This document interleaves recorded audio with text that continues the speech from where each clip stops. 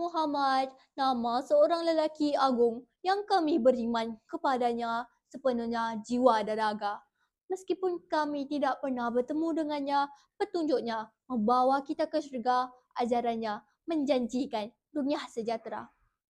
Assalamualaikum dan salam nadi ilmu amalan membaca. Nur Amira Syafiqah binti Muhammad Syafiq, nama yang diberi, yang digelar sebagai pelajar tahun 6 di SK Bandar Seri Alam dengan kod sekolah JBA 1103.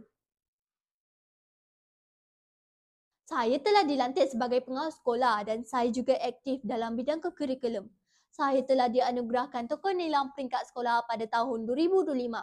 Sudah semestinya hobi kegemaran saya ialah membaca buku. Antara genre buku kegemaran saya ialah buku keagamaan dan buku cerita fiksyen berunsurkan fantasi. Daripada banyak buku yang saya telah baca, ada sebuah buku yang berjaya menarik perhatian saya, iaitu buku biografi Muhammad bin Abdullah, Perjalanan Hidup Seorang Nabi. Saya begitu tertarik dan jatuh cinta kali pertama apabila saya melihat ilustrasi muka hadapan buku ini.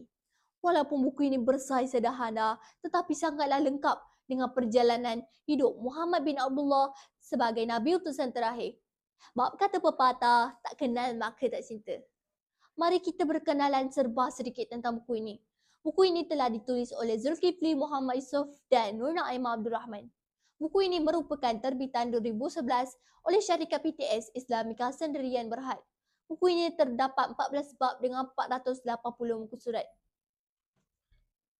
Buku biografi Muhammad bin Abdullah ini mengisahkan kehidupan lengkap baginda sebagai seorang Nabi. Entry buku ini dimulakan dengan penulis mencoretkan sedikit latar belakang sejarah tanah Arab sebelum kelahiran Nabi Muhammad SAW. Buku ini juga menceritakan bagaimana sikap syirik masuk ke semenanjung Arab serta bagaimana agama Yahudi dan agama Kristian mula bertapak di semenanjung Arab.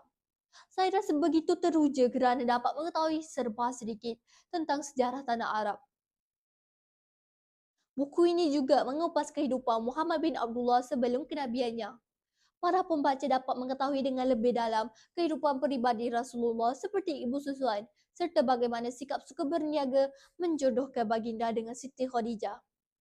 Iqra menjadi perkataan keramat dalam peristiwa Muhammad bin Abdullah sebagai Rasul. Perkataan Iqra boleh didapati dalam surah Al-Alaq pada ayat 1, iaitu Bismillahirrahmanirrahim. Iqra bismi rabbikal ladzi khalaq. Sadaqallahul azim. Yang bermaksud, bacalah wahai Muhammad dengan nama Tuhanmu yang menciptakan sekalian makhluk. Daripada dalil Al-Quran ini, maka amat penting membaca dalam kehidupan manusia. Bab ini juga menceritakan perik jerih baginda dalam menyebarkan dakwah kepada kaum Quraisy. Namun dengan akhlak baginda, ramai penduduk tanah Arab telah memeluk agama Islam. Perkara ini dapat saya pelajari bahawa kita jangan membiarkan kegagalan menghalang usaha kita. Hijrah menjadi salah satu peristiwa yang penting dalam kehidupan Muhammad bin Abdullah. Biografi ini berkongsi secara kronologi bagaimana peristiwa penghijraan pengikut baginda ke Habsyah dan Madinah. Langit tidak selalunya cerah. Baginda telah melalui beberapa peperangan besar seperti peperangan Khaybar, Hunain serta peperangan Tabuk. Bab yang terakhir buku ini merakamkan perjalanan akhir hidup baginda dengan bertajuk Muhammad meninggal dunia. Peristiwa wafatnya baginda menyentuh hati saya sebagai seorang umat Islam. Penulis berjaya menyentuh rasa hibah yang teramat serta kerinduan mendalam terhadap baginda yang tidak pernah saya alami.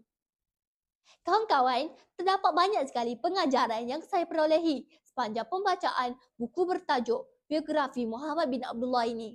Pertama, memetik kata penulis. Kita perlulah menyemai cinta yang tinggi akan perjalanan hidup Muhammad bin Abdullah.